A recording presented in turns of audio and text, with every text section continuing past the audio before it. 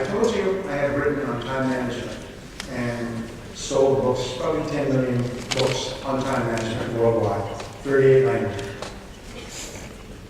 If I could take all that I have learned on time management, it comes down to one thing: setting priorities. Is determining what is the most important thing to do first. So here's a technique you can use that people say changes their lives. Each day before you begin, make a list of everything that you have to do that day. The best time to make your list is the night before you begin. So make a list of everything that you have to do, and as new things come up, write them on the list. So always work from a list. Phone rings, write it down, phone call. Somebody comes in, write it down. So you always have a list. And then as you work through the day, tick off your tasks, which gives you a tremendous sense of accomplishment to see the progress you're making. Once you have this list, you ask yourself this question: if I was going to be called out of town for a month, and I had to finish one task on this list, would I be sure to finish? If I was going to be called away for a month, and you put a circle around that, and that becomes the most important thing that you can do that day. And so here's the technique. When you begin in the morning, start on that task, and don't do anything else until it's finished. If you get distracted, come back like a gyroscope, come right back to working on that task. Many people will get up early in the morning. Sometimes I will get up at 5 o'clock in the morning so I can work without interruption on that one task.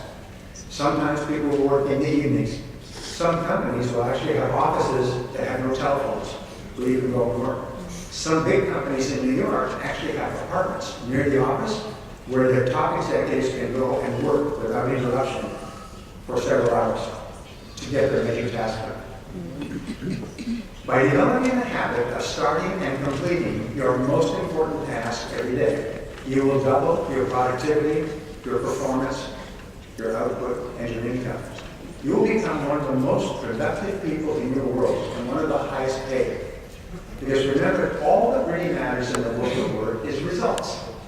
And if you are always working on the biggest result that you can get and completing the task, which takes tremendous discipline, once you begin, you keep working until you finish your major task. And if you start at this first thing in the morning, your productivity will explode.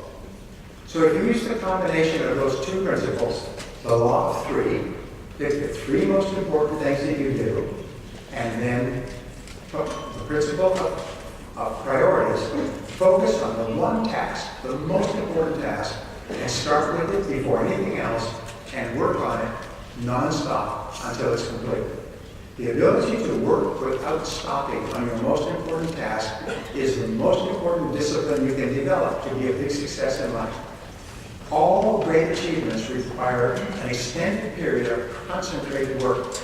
You can't do concentrated work while you're sending messages and emailing, telephoning, and things like that. You have to work at the big task. I publish 4 books a year.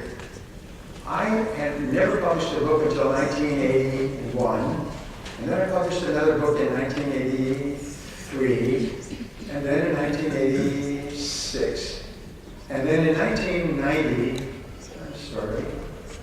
not 81, 91, 93, 96.